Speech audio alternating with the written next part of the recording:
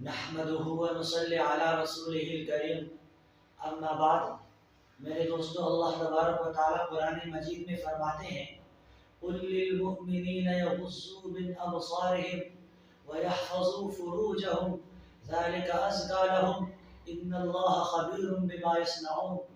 اس کا ترجمہ یہ ہے، اللہ تبارک و تعالیٰ فرماتے ہیں اے نبی صلی اللہ علیہ وسلم، آپ ان مسلمان مردوں سے کہہ دیجئے کہ اپنی نظریں نیچے رکھیں اور اپنی شرمگاہوں کی حفاظت کریں، یہ تمہارے لیے بہتر ہے، تمہارے لیے زیادہ مناسب ہے، اور اللہ تبارک و تعالیٰ دیکھ رہا ہے جو کچھ تم کر رہے ہو۔ میرے دوستو، یہ اللہ تبارک و تعالیٰ کا بنایا ہوا ضابطہ ہے اور اللہ تبارک و تعالیٰ کا بنایا ہوا قانون ہے۔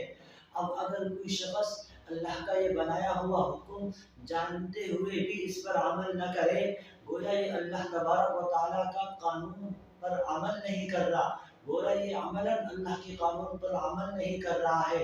اس بات کو ثابت کر رہا ہے کہ میں اللہ کے قانون کو نہیں مانتا۔ اگر کوئی شخص جانتے ہوئے بھی اللہ کے قانون پر عمل نہ کرے تو گویا یہ شخص اللہ کے قانون کو عملاً نہیں مان رہا ہے۔ اسی طرح اللہ کے نبی نے حدیث مبارکہ میں فرمایا کہ النظر سہم مسموم من سہام ابلیس، کہ یہ نظر شیطان کی زہر آلودہ تیروں میں سے ایک تیر ہے۔ اس کو زہر آلودہ تیر کیوں کہا؟ کیونکہ انسان کی نظریں جب غلط پڑتی ہے تو پھر انسان غلط سوچتا ہے، اور غلط سوچنے کے بعد انسان کے اعضاء غلط چیز کی طرف چلتے ہیں، اور پھر انسان بے حیائی کے اسباب تلاش کرتا ہے اور بالآخر اس برائی اور بے حیائی میں پڑ جاتا ہے۔ تو بنیاد کہاں سے پڑا؟ غلط نظر استعمال کرنے سے۔ اس لیے اللہ کے نبی نے فرمایا کہ نظریں شیطان کی زہر آلودہ تیر ہے۔ میرے دوستو، اللہ کے نبی نے فرمایا ایک حدیث میں الحیاء شعبۃ من الایمان، کہ حیا ایمان کا ایک خاص شعبہ ہے۔ اسی طرح ایک حدیث میں فرمایا کہ الایمان بضع و سبعون شعبہ، کہ ایمان کے 70 سے زیادہ شعبے ہیں، 70 سے زیادہ احکامات ہیں، لیکن خصوصی طور پر فرمایا کہ حیا بھی ایمان کا ایک حصہ ہے۔ میرے دوستو، جیسے نماز، روزہ، حج، زکوٰۃ ایمان کا حصہ ہے، اسی طرح حیا بھی ایک ایمان کا حصہ ہے۔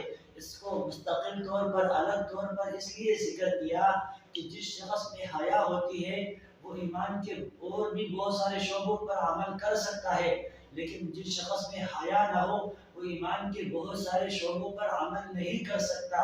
میرے دوستو، ایک مرتبہ نبی کریم صلی اللہ علیہ وسلم نے فرمایا ان لکل دین خلقا وان خلق الاسلام الحیا، کہ ہر دین کا ایک امتیازی وصف ہوتا ہے، ایک امتیازی شان ہوا کرتا ہے، اس امتیازی وصف کے بنا پر وہ دین سب سے اعلیٰ ہوتا ہے۔ اسی لیے اللہ کے نبی نے فرمایا کہ اسلام کی امتیازی وصف اور امتیازی شان وہ حیا ہے، کہ جس شخص میں حیا ہوتی ہے وہ ایمان کے بہت سارے شعبوں پر عمل کر سکتا ہے۔ اللہ تبارک و تعالی ہمیں عمل کی توفیق عطا فرمائے، آمین۔